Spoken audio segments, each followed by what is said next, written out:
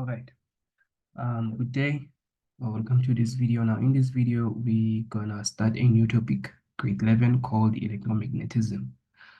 So, this topic for term number, it was covered term number 3, but I realized now it's covered in term number 2.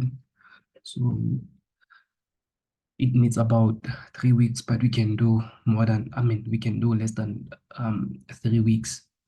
And again, what I want to do on this video, I just want to touch up on the basics, on the things that I think you really need before we do problem solving questions, before we solve the questions. Now, the aim of this topic, it is actually to learn about the magnetic field associated with current carrying conductors. And then also, we're going to learn about the Faraday's law. So when you talk about the magnetic field associated with current carrying conductors, what are we in simple terms? What are we actually talking about? Think of a circuit. A circuit has current that flows through it. Now you need to know that the current that flows through a closed circuit, that current will generate within the wire, will generate the magnetic field. So that's what we mean when you talk about the magnetic field associated with the current carrying conductors. So we're gonna go deeper, learn about the magnetic field, how to determine we're gonna learn about the magnetic field in the current. We're gonna learn about the magnetic field around the current carrying conductor. We're gonna learn about the current. We're gonna learn about all of those things, and we're also going to learn about the directions, on how to determine the directions if there is a current in the magnetic field, all of those things, okay? And therefore, the second aim of this concept, electromagnetism, is to learn the Faraday's law, okay? The Faraday's law, the father of electricity, Michael Faraday, he's the one who postulated this law, okay? It talks about the electromagnetic induction. So when you talk about the electromagnetic induction, what are we talking about? We are talking about the generation of the electricity. So the generators, on how they work, they use this principle of Faraday, okay? So the first aim, which is magnetic field associated with current carrying conductor, we're gonna reverse that. And when we reverse this aim, it will now yield to the Faraday's law, okay? So when you talk about the Faraday's law, just think of generation of current. So how are we going to generate current? That depends on the electromagnetic induction, but you will see how. And still, under the Faraday's law, we're actually going to talk about many things. We're gonna talk about the directions, again, of the current, direction of the magnetic field, and so forth. You will see. Okay, so this is what we need. By the end of this topic, we need to understand all of these points over here.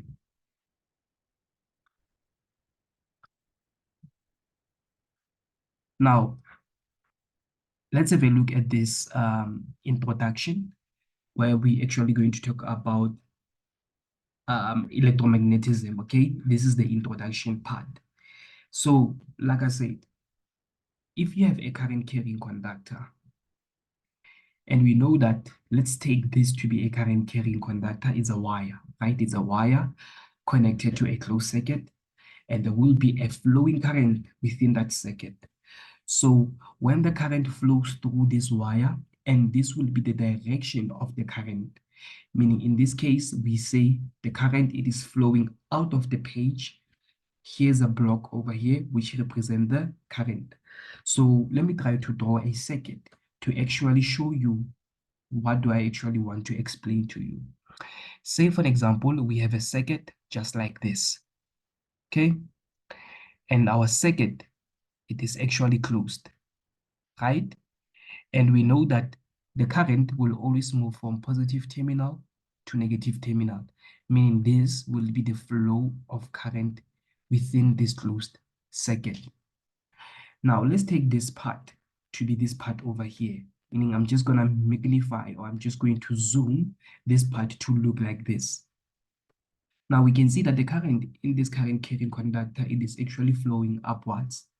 So when there is a current carrying conductor, and there is a current inside of that current carrying conductor, what's going to happen is magnetic field will be generated around that current carrying conductor. So when I started this topic, I said to you, the aim of this topic is to learn about the magnetic field associated with the current carrying conductor. So this is what you need to know. This experiment was done some years ago. I think it was 18 something by Christian Hans Ørsted, which is the one who postulated this. He realized that when he took, we know that things that raise magnetic field, we call them the compass, right?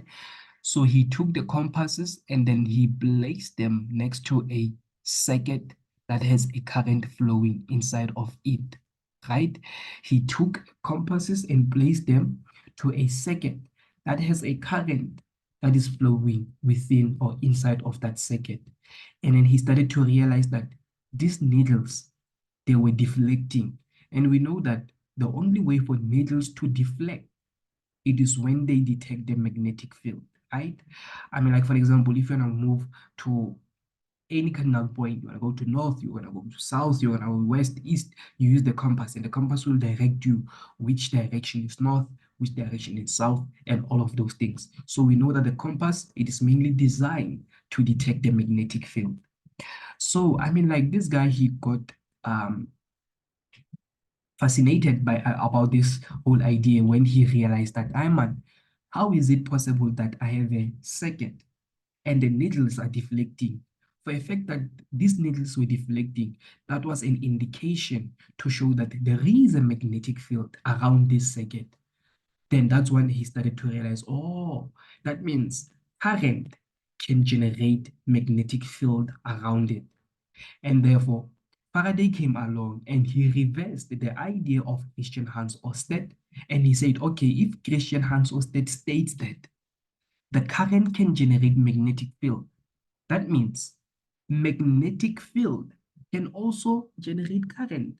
And therefore, that's how the generators came about, where they use the bars of magnets to generate the electricity. So this is just the start of how the electricity actually starts, okay? So we have the current carrying conductor, and inside of the current carrying conductor, we're gonna have the magnetic field around that current carrying conductor.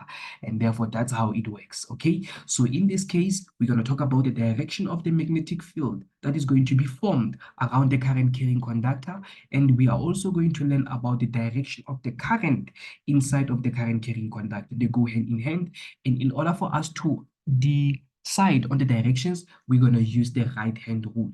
But now, here's just the simple basic that you need to understand what is actually taking place. Okay, when you have a circuit, always know that there is a magnetic field. Now, the direction of the current in the current carrying conductor is shown in the central arrow. Like I said, this arrowhead, it shows the direction of the current, okay? And then these circles around this arrowhead, they actually call the field lines. Yes, I understand there is no magnet at all.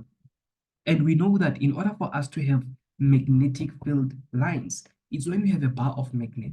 But in this case, we don't have a magnet, but you need to understand that the current, it is the one that is in a current carrying conductor, it is the one that is generating magnetic field around it, okay? So meaning we can see that we have the arrows on these lines that are radial to the central line. So these arrows over here on these lines of magnetic field, they represent the direction of the magnetic field, okay? All right. And the other important part that you need to know is that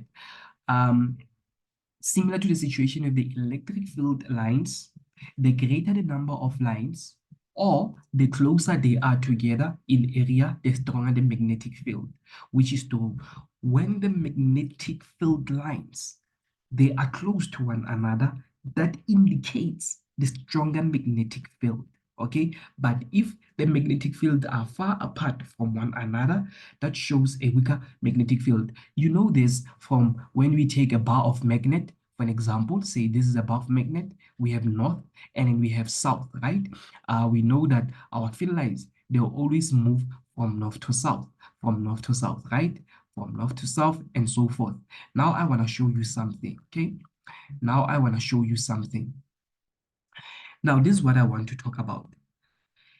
having a look at field lines where they are close. But look at here, these field lines are far apart from one another, right? From north to south. These field lines are far apart from one another. That means magnetic field is weak right there. But here where the magnetic field are close to one another, magnetic field, it is strong. Meaning magnetic field, it is strong towards the magnet. But when you move a little bit far from the magnet, therefore magnetic field starts to decrease in strength, okay? So this statement over here, it actually explains that, but you need to understand here we're talking about the magnetic field produced by the current carrying conductor, okay? Right. Now, having a look at this, now, this is the information relating to electromagnetism, right? We have the physical quantities that we're going to use. We have the unit names, and then we have the unit symbols. So now when you talk about the physical quantities, the first physical quantity that we're going to talk about, it is EMF, or you can say induced EMF, which is denoted by this symbol over here. Okay, it's called EMF, electromotive force. And you will learn what is this EMF. It is also associated with the voltage that a circuit can give, or that a battery or a source of power can give. Okay, it's called the voltage. And therefore we have the magnetic field, and I have just explained to you what we mean when you talk about the magnetic field. Okay, so when you talk about those field lines, magnetic field can be produced by a bar of magnet. Magnetic field can be produced by a current carrying conductor from now on, right? Right. So now the units that we use for EMF, like I said, it's volts, as much as we know, like as much as I explained that EMF also refers to voltage. So the units is volts, and then the unit symbol, it's letter V. And then the magnetic field, we use the unit name called the Tesla. Yes, yes, Nikola Tesla, the very same one that you know. Yes, the magnetic field, those field lines, they have unit name called Tesla. And then the unit symbol that we use is T. 20T, meaning 20 Tesla, this, and so forth. That's magnetic field, okay? And then we have what you call the magnetic flux, okay? Denoted by this symbol over here. And then the unit name of magnetic flux is called the Weber. And then the unit symbol, it is WB. We use magnetic flux. You know what is magnetic flux, ne? When you have magnetic field, literally you have magnetic flux. Magnetic flux, it is the flow, it is referred to as the flow of the magnetic field. Okay, that's what I'm saying to you. When you have magnetic field, which is that field that we can see it as the field lines, we have the magnetic flux. Magnetic flux refers to the flow of magnetic field. Flux means flow. And therefore, we have another physical quantity, which is time, T, and then the unit name, we all know that it's seconds, and then the unit symbol, we use S, okay? So make sure that you actually understand this. Now here we're going to talk about the direction of magnetic field, and we are also going to talk about the direction of the current. So now, like I said, we're going to use the right-hand rule to determine all of these things, okay? So, like I said, this guy over here in his hand, he is holding a current carrying conductor. So meaning this is from a circuit, okay? Don't forget that this assume that it is from a circuit. Let me do this. I forgot to do something here. It deletes everything. So here we have a circuit. Assume that we have a circuit, right? We have a battery there. Okay, let me make this one a little bit. Then we have a battery there. Here we have a positive terminal, and then there we have negative terminal. Current flows from positive terminal. We can see there it goes up to negative terminal. Assume like we have something like this. So this guy over here, he has a current carrying conductor.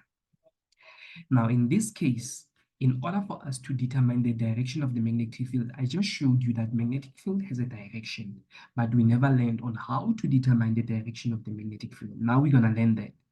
Now take a pen with you wherever you are in your hand. You take a pen with you wherever you are with your hand, right? But use your right hand. So we're gonna use the right hand rule to determine the direction of the magnetic field as well as the current. So point your thumb upwards. Okay, you have a pen in your hand, right? Point your thumb upwards. So when you have your thumb pointing upwards, your thumb in this case, thumb is this finger, okay? This is the thumb. Your thumb, it is pointing upwards in the direction of the current. So always know that the thumb, okay? The thumb in this case, you're gonna learn because I'm gonna change it. The thumb in this case indicates the direction of the current. I'm just gonna write I, okay? To show that the thumb represents the direction of the current.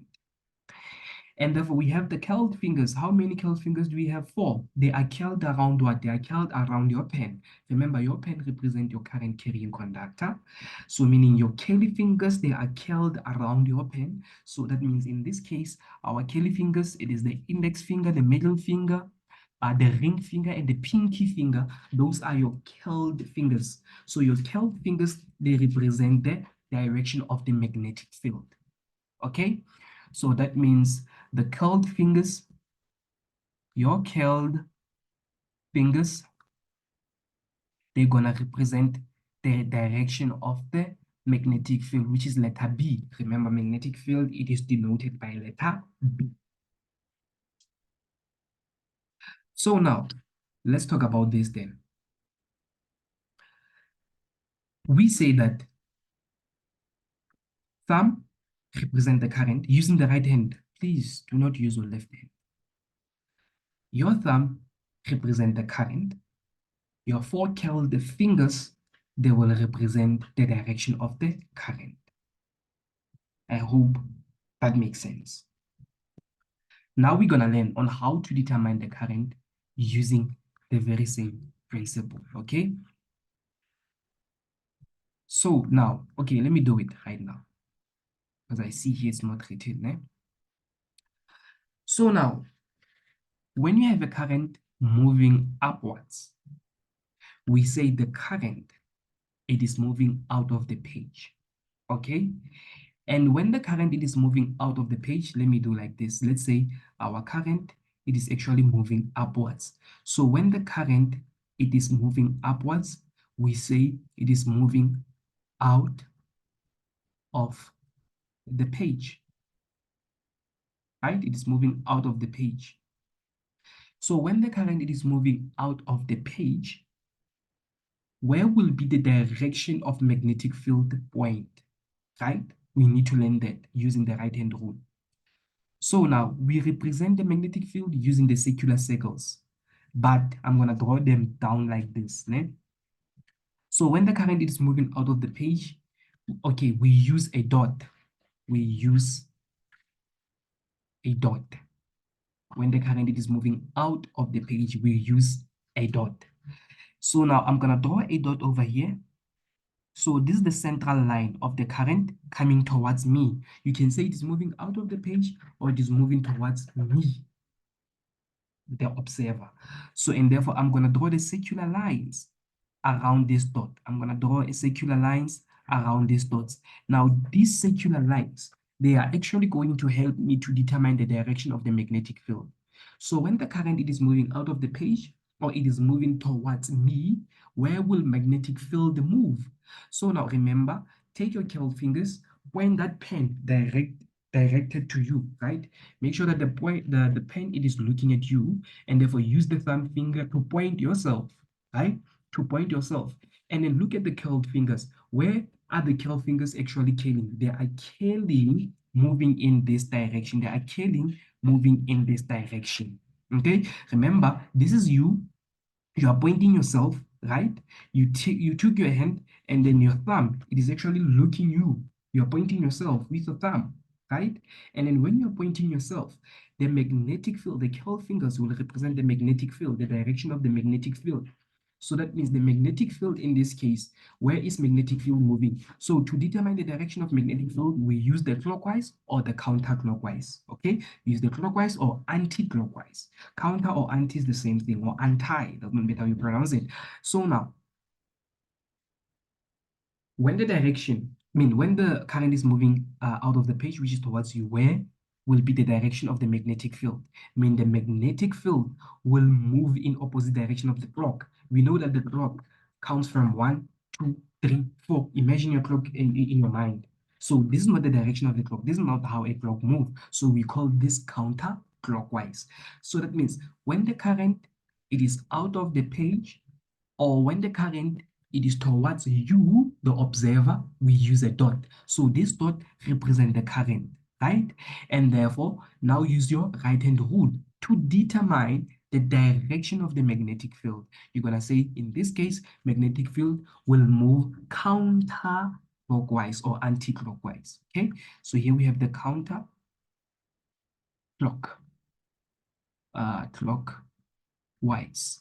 or you can say anti-clockwise, okay? So that's how it actually works. But now, let's say the current, it is moving into the page, not out of the page. Now the current, it is moving into the page. And when the current is it is moving into the page, that means it is moving away from you, right? It is moving away from you. And when the current is moving away from you, instead of using a dot, now we use a what? A cross or an X, okay? Now we use a dot, we use a cross or an X. This indicates the direction of the current. Now, let us determine the direction of the magnetic field. So when we determine, now we're going to draw the circular lines around our X, right? Because we're going to talk about, because this is magnetic field, right? This is our magnetic field. Now, when the current it is moving into the page, which is away from you, look at an arrow. Why is we using X? Have you seen an arrow? An arrow, when it is moving away from you, it's like it has X shape at the back. But when the arrow it is pointing you, it has a dot, which is like it's about to poke you or to step, whatever.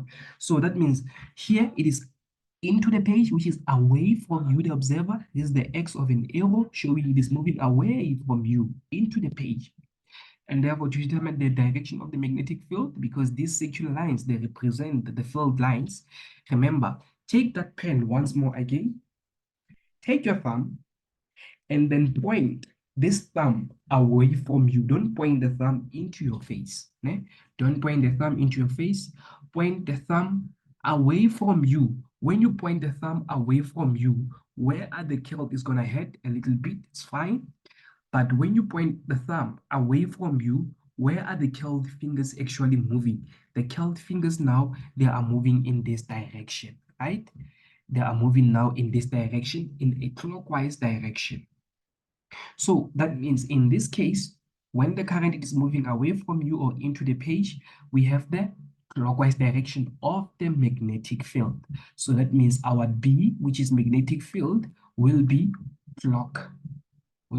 clockwise, okay?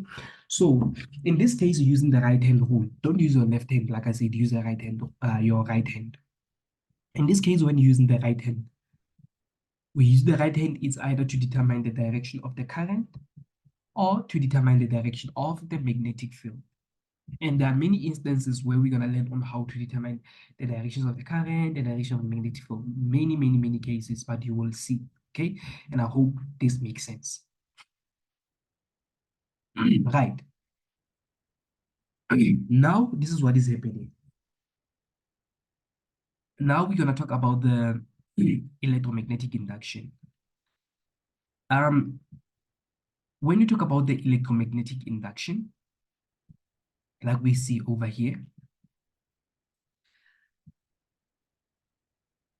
we have a current carrying conductor. So now look, electromagnetic induction, meaning I'm done explaining the first aim, okay? According to your curriculum, this is the only things that you need to know. So basically, I'm done explaining the aim. Remember, the first aim said to us, where's that? Let me go up a little bit so that we go to the aim. I want to show you something, okay? The aim was to do what? Magnetic field associated with current carrying conductors, and then we needed to apply the right-hand rule to determine the magnetic field associated with a straight line current carrying conductor loop singleton, and solenoid drawing. Or okay, this one we'll do it later on. Okay, I'll show you that. We'll do that later on. I don't want you to get confused. Now here we have what we call the induction of EMF, right? We have the induction of EMF. Now here we're going to induce current. Remember here, we actually had a current in a circuit. We got magnetic field, right? We had a current in a circuit. We got magnetic field. Now, when we talk about EMF induction, we use magnetic field to get current. So meaning it is the opposite of what we have learned. What we have learned at first, that was Christian Hans Ørsted postulation.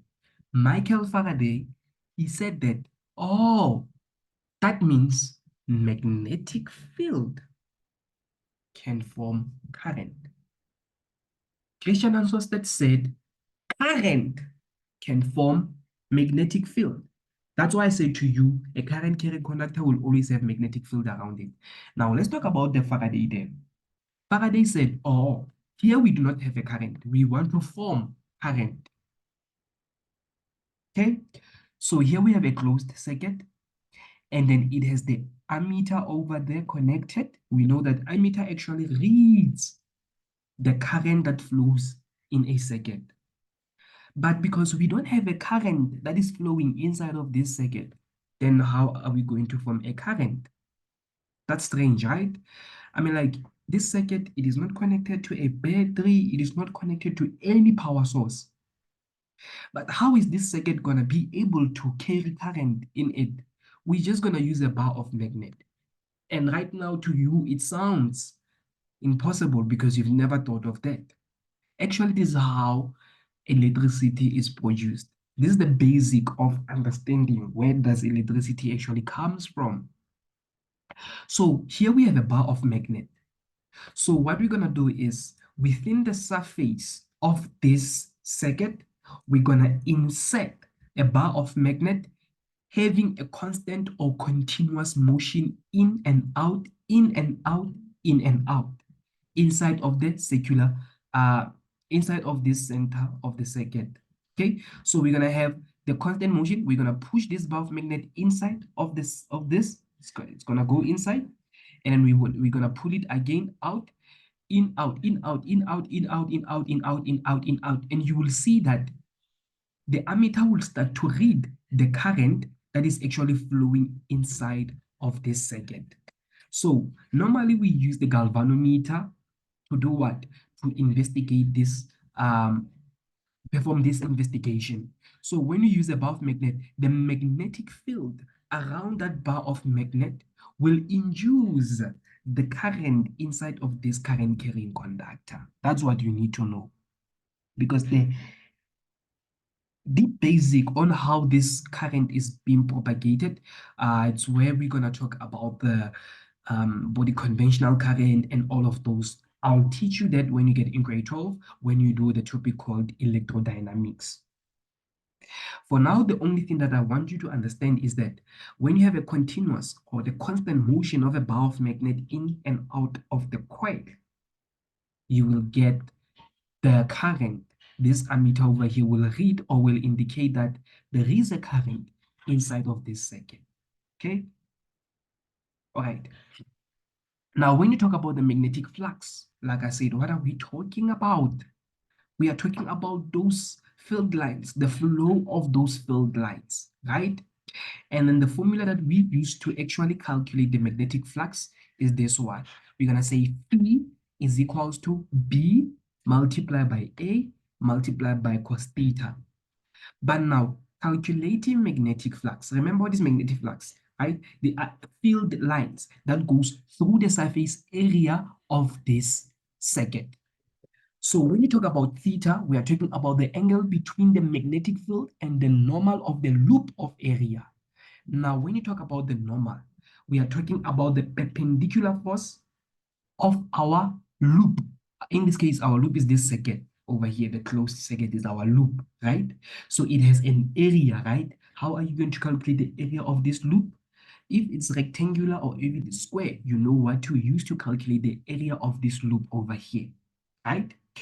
So the angle between the magnetic field and the normal of this normal is going to be perpendicular, which is going to be like this, and the angle at which magnetic flux goes through, we're going to call it theta. And therefore A refers to the area of the loop. So like I said, this is the loop, and you know how to calculate it. If it is square or rectangular loop, you know how to calculate the area around it. If it's circular, you know how to calculate the area around it.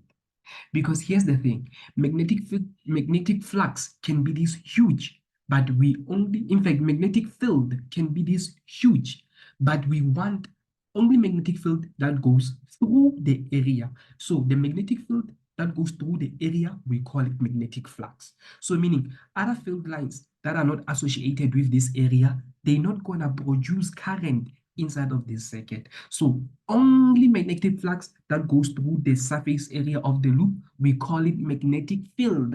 That's why when we want to calculate magnetic flux, we use magnetic field, the area, and the angle. So hence why the formula, it is denoted over here that to calculate the magnetic flux, V, which is magnetic field, multiply by area, multiply by cos theta, which is the angle between the normal of the loop and the direction of the field lines in the loop.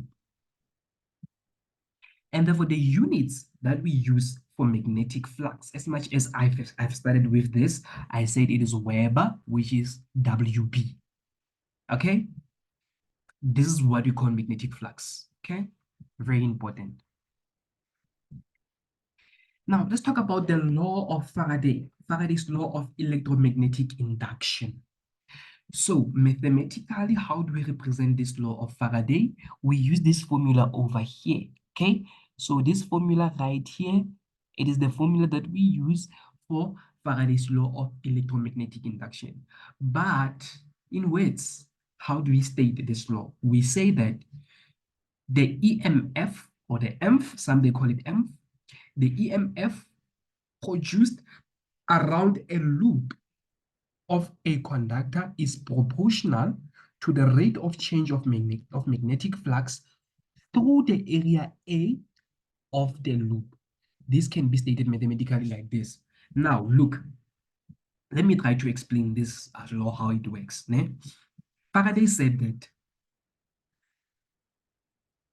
we have a loop, right? We have a loop, right? So in this loop, we are going to produce EMF in this loop. Remember, loop, it's a circuit, a closed circuit, right? But it doesn't have current at all. We want to produce the current inside of that loop. So what are we going to do? We're going to take a bar of magnet, right? We're going to take a bar of magnet, and then we're going to continuously and constantly moving the bar of magnet inside of the loop up and down, up and down, up and down, up and down, until there is a current flowing inside of the loop.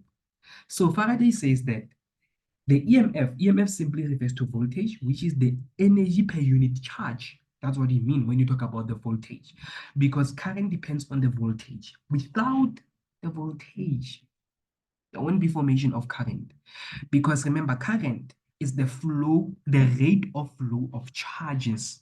So those charges, for them to flow, what do we need? We need energy per unit charge, which is voltage.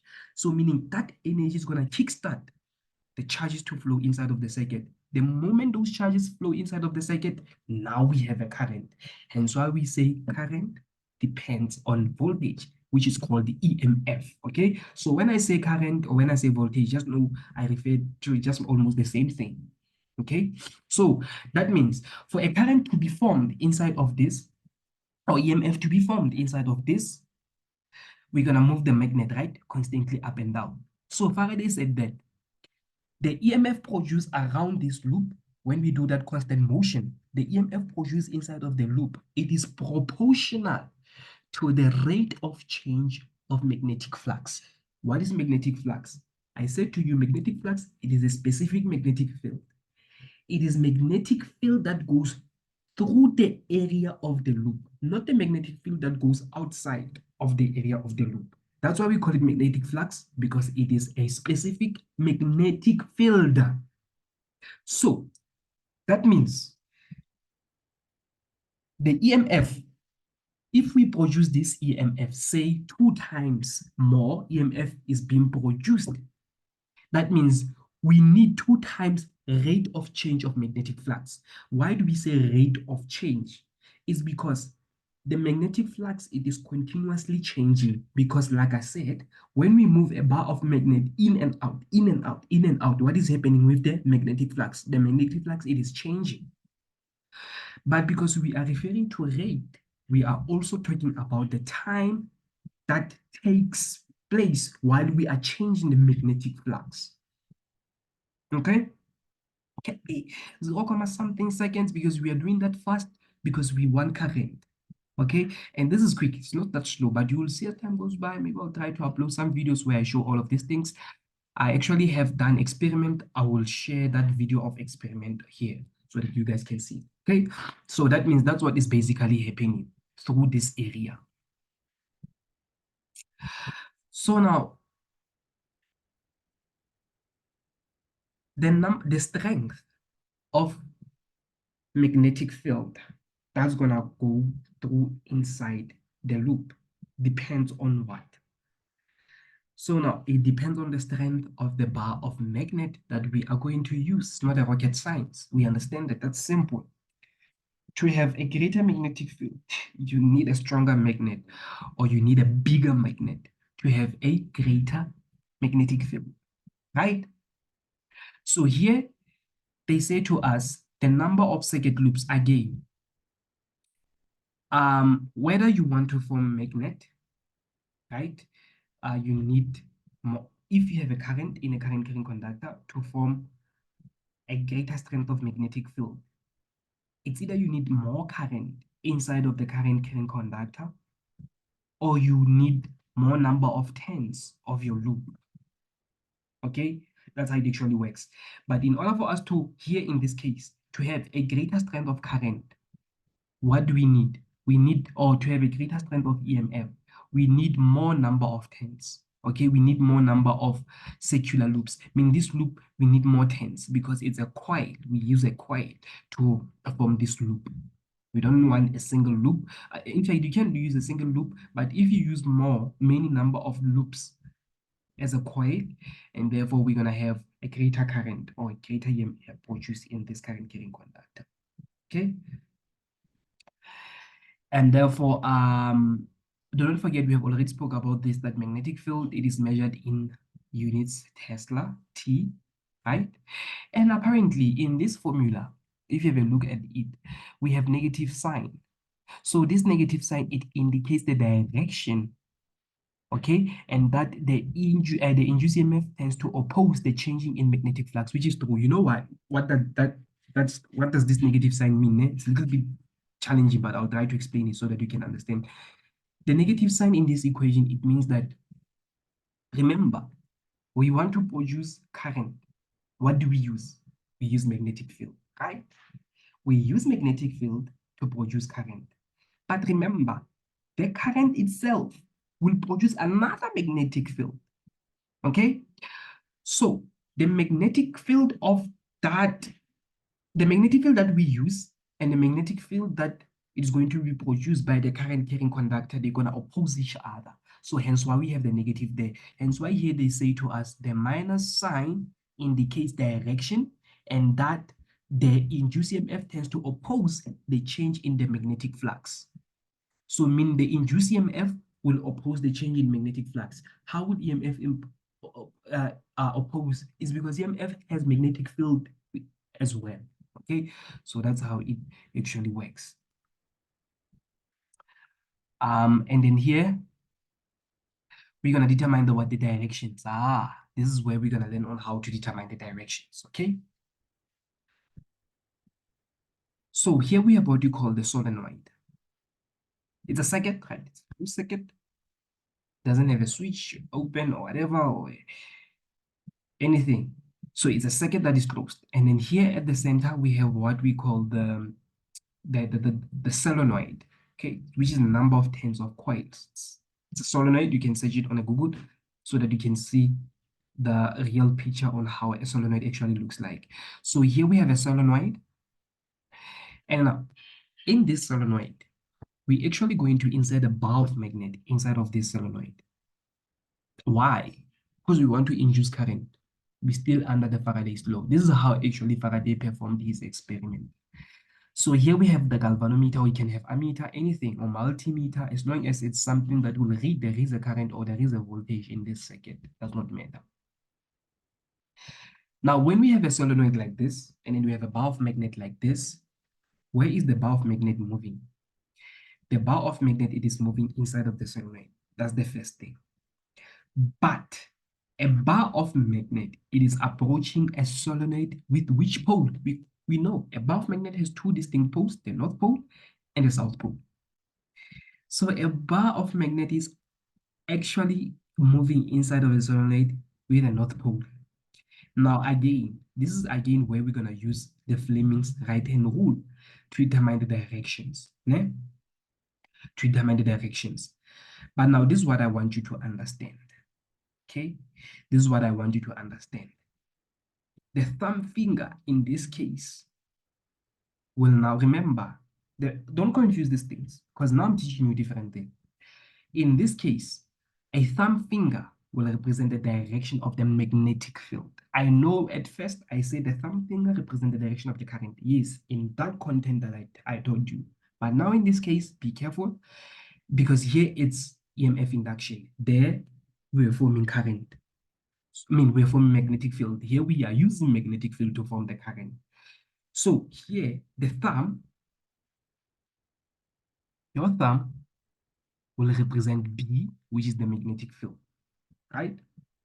Okay, sharp 5, which also refers to the pole of your bar of magnet. And therefore, your curled fingers now is opposite. Your curled fingers, they are going to represent the current. It's opposite of what we have learned, right? We said the curled fingers magnetic field at first, but now we say the curled fingers is for current. Now, when this bar of magnet, it is pushed inside of a solenoid. Take a pen once more again. Take a pen. Now your pen will represent the bar of magnet. And where you put your thumb's supposed to place here. Your thumb's supposed to be here, right? On this side of north, okay? The thumb's supposed to be on that side of north, right? And you are pushing a bar of magnet inside of the solenoid, right? Now, when you push a bar of magnet inside of your solenoid, what's going to happen? Where are your curled fingers actually pointing?